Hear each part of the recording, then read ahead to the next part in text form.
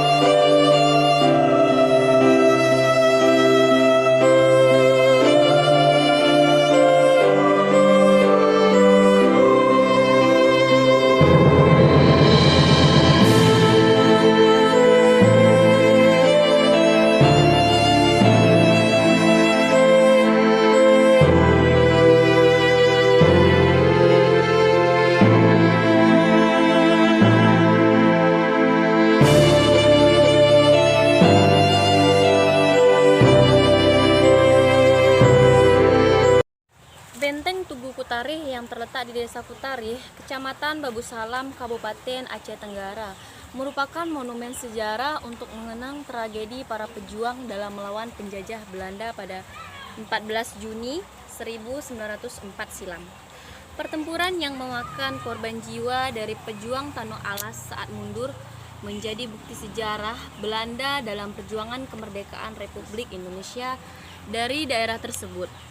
Pada tahun 1904 terjadi tragedi besar ini. Jumlah para pejuangnya yang syahid dibunuh oleh pasukan Van Dalen adalah 1.773 laki-laki dan 1.149 wanita. Tragedi ini adalah genosida pertama yang dilakukan Belanda di Indonesia. Peristiwa itu juga merupakan bentuk perlawanan masyarakat Alas kemerdekaan Belanda dalam merebut Republik Indonesia. Tugu Benteng Kutarih merupakan saksi bisu dari sebuah perang yang dikobarkan oleh pasukan Belanda, pimpinan Kapten Van Dalen, di Lembah Alas, Aceh pada tanggal 14 Juni 1904. Pembantaian tentara Belanda ini bisa juga disebut sebagai genosida pertama bangsa Belanda terhadap rakyat Indonesia yang terjadi di tahun 1904. Gubernur Aceh waktu itu hendak menguasai Aceh secara keseluruhan. Maka Belanda mengutus seseorang perwira Belanda, Kapten Van Dalen, yang sangat membenci bangsa pribumi, untuk menguasai sisa-sisa wilayah Kesultanan Aceh Darussalam yang masih berdaulat penuh atas negerinya, yaitu Gayo dan Tanah Alas. Konon hasil dari ulah Van Dalen di setiap benteng yang dia temui bisa dipastikan tidak akan menyisakan satu orang pun yang selamat. Bahkan di benteng Kutarih atau Tanah Alas hanya menyisakan satu orang anak laki-laki yang berhasil selamat. Kemudian ia dibawa ke Kutaraja, ke Banda Aceh untuk dipertontonkan kepada orang-orang Belanda yang ada di sana sebagai tanda kemenangan mereka terhadap bangsa Gayo, Alas, dan penaklukan sisa wilayah Kesultanan Aceh Darussalam.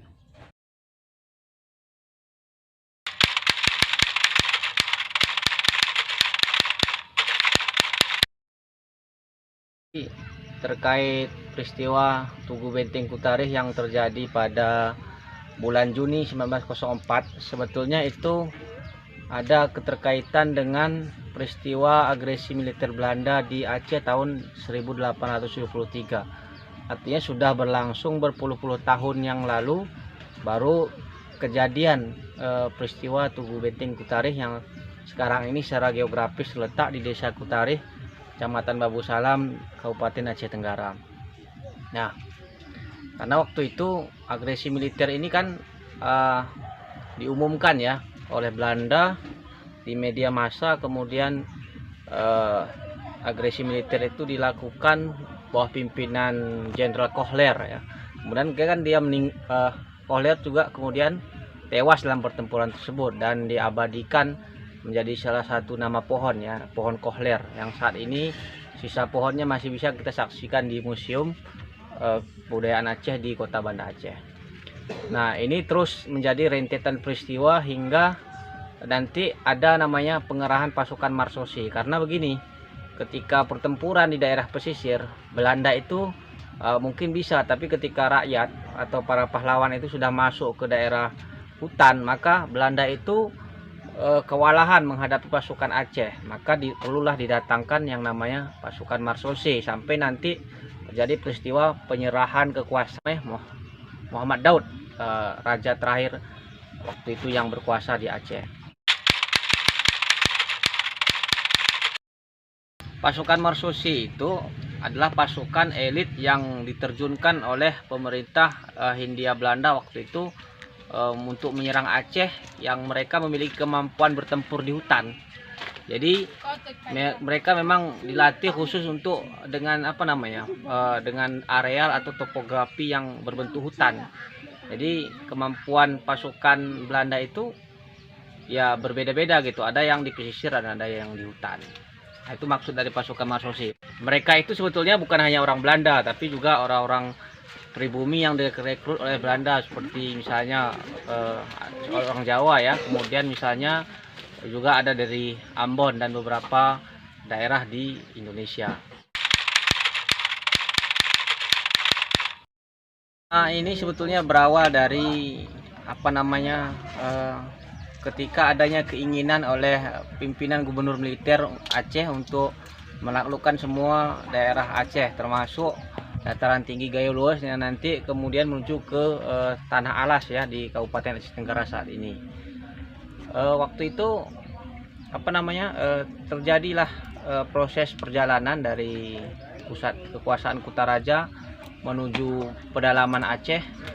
Kemudian di sana terjadi konflik juga sebetulnya di antara mereka, karena areal yang dilalui itu sangat sulit, sehingga banyak pasukan Marsose itu yang stres ya, apalagi mereka kan terpisah dengan istrinya. Nah, ini membuat mereka menjadi berang, menjadi ganas, dan sebagian malah pimpinan-pimpinan atau komandan mereka itu kan mereka bunuh ya, dan teman-teman mereka sebagian mereka tembak. Nah, tingkat frustasi ini juga kemudian nanti mempengaruhi mereka ketika mencoba menaklukkan dataran tinggi Gayo Luas dan termasuk Tanah Alas yang menjadi sasaran terakhir itu kejadian Tugu Benteng Kutarih. Nah, jadi ada faktor kejiwaan juga gitu. Jadi ketika mereka melakukan eh, perlawanan terhadap rakyat, ya mereka sangat beringas sekali.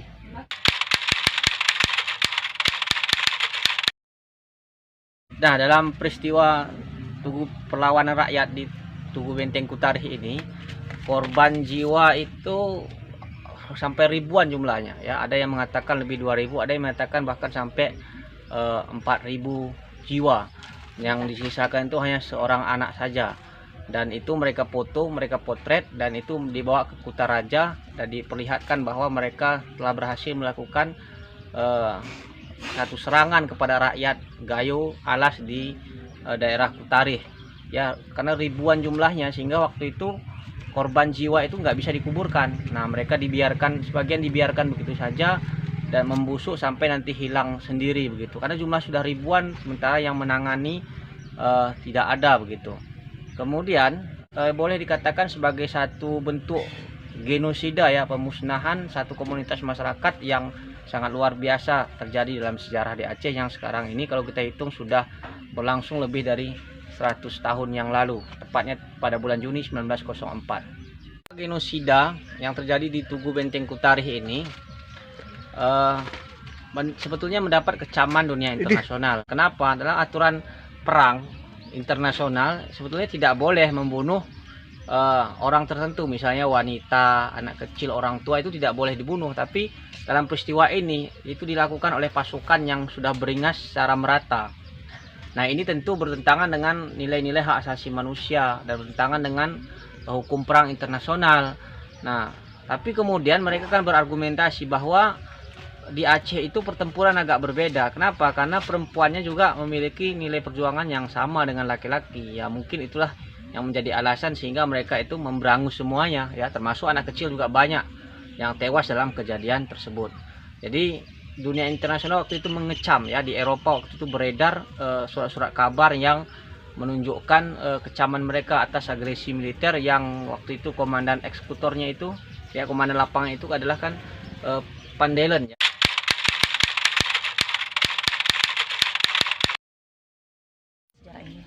Nah, tentu dengan peristiwa ini kita bisa mengambil pelajaran bahwa bangsa kita ini adalah bangsa yang kemerdekaannya direbut tidak mudah ya. Bangsa yang perjuangannya banyak menumpahkan darah, banyak mengorbankan jiwa, tidak terkecuali perempuan dan anak-anak, begitu juga orang tua. Jadi spirit perjuangan mereka dalam menentang penjajah ini perlu kiranya kita tiru untuk dijadikan sebagai modal dasar dalam hidup berbangsa dan bernegara. Kemudian perjuangan ini juga bisa dijadikan pelajaran bagaimana pentingnya mencintai tanah air ya, untuk kepentingan anak cucu kita ke depan. Mungkin saya kira itu saja.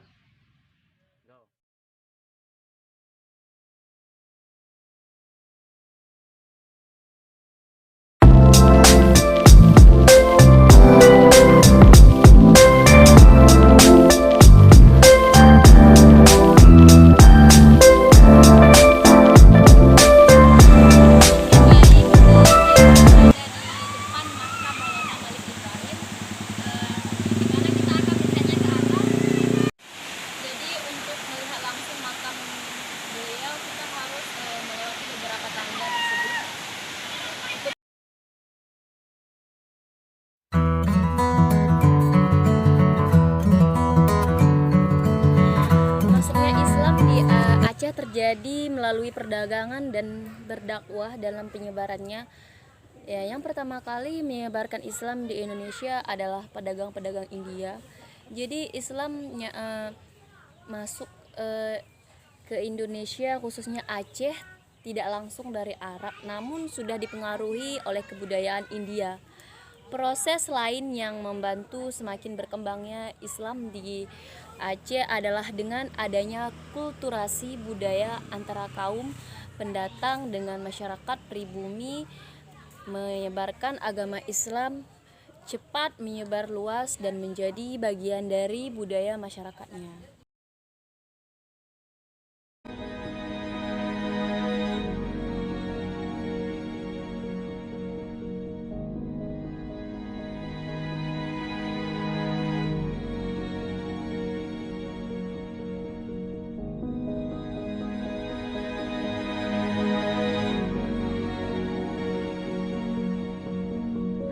Makam Maulana Malik Ibrahim adalah salah satu situs wisata religi di Kabupaten Aceh Tenggara.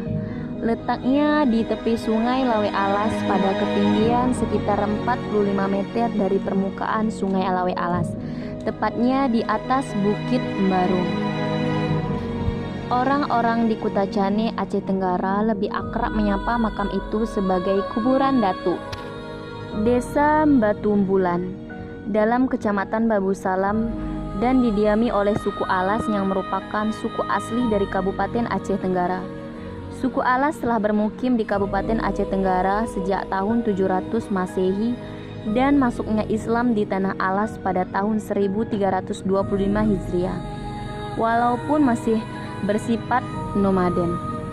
Seiring berjalannya waktu dan berkembangnya zaman, Desa Batumbulan mengalami pemekaran yang terbagi menjadi 4 bagian, yaitu Desa Batumbulan 1, Batumbulan 2, Batumbulan Asli, Batumbulan Baru, dan merupakan daerah pertama pemukiman suku Alas. Selain itu, Desa Batumbulan merupakan tempat pertama masuknya agama Islam di Kabupaten Aceh Tenggara yang dibawa oleh Maulana Malik Ibrahim, atau yang lebih dikenal dengan Haji Deul di kalangan suku Alas. Peninggalan yang masih bisa dilihat dari proses masuknya Islam pertama sekali di Desa Batumbulan, khususnya Desa Batumbulan 1, adalah makam dari penyebar pertama agama Islam, yaitu Maulana Malik Ibrahim atau Haji Deul, yang terletak di atas bukit.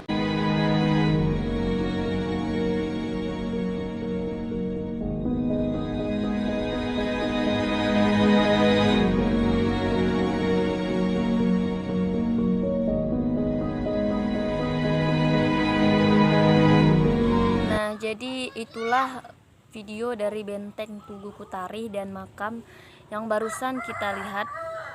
Nah, dari situs inilah kita sebagai generasi penerus bangsa melalui doa bersama ini kita tunaikan amanah para pejuang untuk menjaga persatuan dan kesatuan rakyat.